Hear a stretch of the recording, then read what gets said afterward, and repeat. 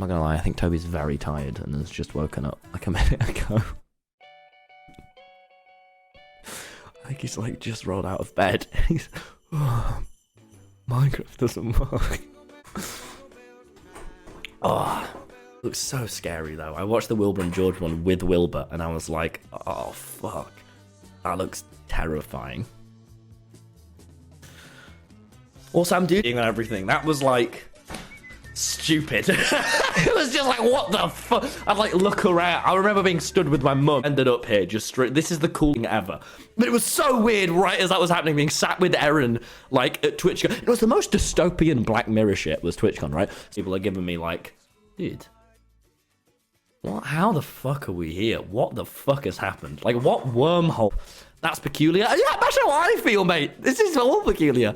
But I remember being like, this is fucking awesome. Coming out before the end of the year. Which are pretty fun. They're all very funny. Wilbur trained me up, man. In the first COVID, I would only listen to I don't know. And then he played something quantum. He played me Los Camasinos for the first time, and I was like, whoa. This is fucking awesome. And then he just went Frank Turney, went through all the things he liked, and then started Lovejoy, which is like a combination of all the things he likes. So I ended up being like this factory-made Lovejoy #1 fan. Because he fucking... So, yeah. Man, oh, that video was so good, man. That was one of my favorite. That was like old Sidemen stuff, that video. I was so happy. We all watched that before the fuck. Doing a little YouTube short for my channel and I wrote it, this like insane little thing. I'm in roller skating. I'm in ice skating. But I was just terrible at it. I think I posted mine on my old Twitter.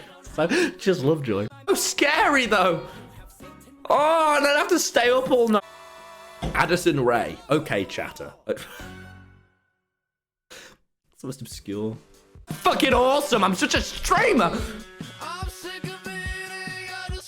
This is, I think Rambo showed me this song and I was like, that's cool. And I was like, yes, the best song ever. And I really like it. And then Rambo was like, dude, I fucking showed that to you. I was like, yeah, but come on, man. Catch a break. Bar. He's like a bike ride crackhead. So we're gonna go cycling. That day, like going in the fucking car with Jacksepticeye up to, what is it? Coventry, I think. Going up to there and hanging out with Jack and meeting Ludwig. Fucking it. There was this, and we did a thumbnail with Ludwig in real life, and me and Kit were like, I'm always just gonna be a little Ludwig stan, guys. I'm not. You can't take that away from me. Just insane. I had a sleepover with Rambo.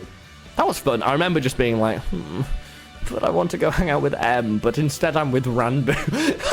So weird, because suddenly all these stories he's done, because you know me, chat, Schlatt's my absolute favorite. All these stories I've loved for like years, suddenly I like all the places in my imagination were real, and like that's his dining room, that's his mum who's like offering me a corn cob. It was so cool, and seeing his little basement he's in, and then me and chat with me because she's a fucking loser. Well, that was the only night I was like, don't worry about it, and we just sat and chatted for like 5 hours. A bit because he was like, dude. You know, we spent like months making mod video. I don't know why you suddenly. it was very confusing, but it was awesome. That was just a really nice one. I love making that and being like, fuck, that's cool. And like the little Business Bay reunion, that was a really cool video. But I think I could have edited it better, so I'm beating myself up about it. Being like, right, this is what I sort of was really cool. The Lovell host, that was fun. The live show, oh my god, that was nuts. That was like, I think they were all solid.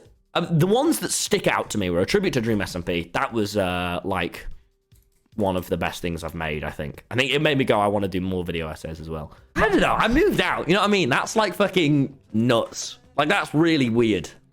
If anyone else this year has like gone to, okay,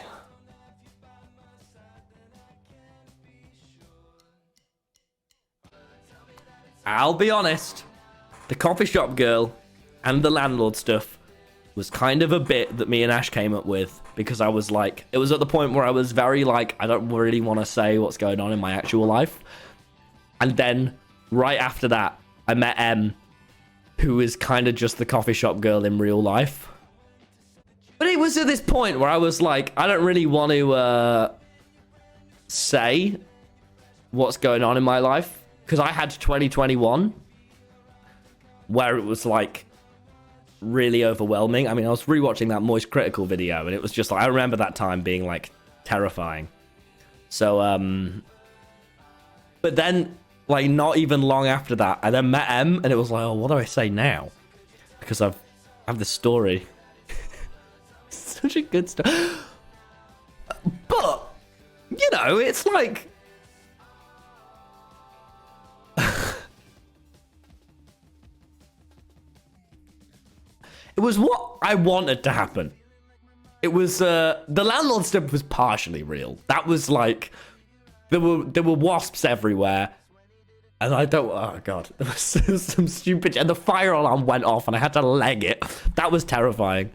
Do you know how anxious I was filming that girlfriend video? The most shameful I've ever been was to ask M to sit next to me while I make a thumbnail. But since then, I've been like so honest. So, you know. And it was... Man, I want to be honest. So, yeah, I'm really glad I did. Yeah. So, that was a hard pill I had to show you all about. If I'm going to be honest, I'd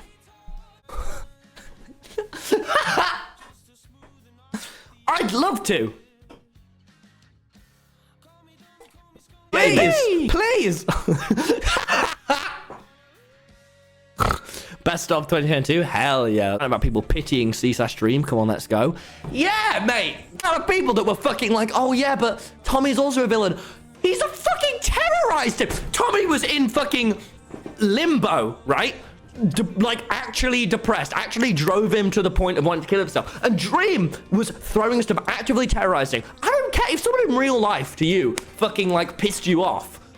The thing, if someone in real life was a massive dick to you and made a nation in your nation, or like, right, like you wouldn't then go and fucking terrorize them and not stop. He had no pity, no sense of moral. He's a psychopath. Like my fucking 2020 title, he's a psychopath. And the people that were defending him, what? Are you actually insane? That makes no sense. Like, what? That was insane. And I get that in the ending, it was sort of this, like, Tommy and him realizing. But it was also, you got to give the context. They were in a fucking prison. The world was imploding. It was about taking him down. Tommy was acting rash because Wilbur has just fucking left and giving them this confusing, like, mind-rattling thing. And he just wants to get it done now because it's like a last chance, you know, proving himself to him. And that whole finale was about fucking doing it. He was at the end of his tether and acting irrational. But the defending Dream, he blew up L'Manberg, actively hurt people, screamed. And sure, Tommy wasn't perfect by any means. And like, I have bias because I wrote all of Tommy, and Tommy's, you know, Little Wilbur's endings were weird, but nah, man, it's sick. But no, we're all just making a story here. You know, it isn't like we're not Marvel. We're just some people who don't know very much about stories. Oh my god, it's just the fucking most generic thing. I'm like, it said I was in the bracket.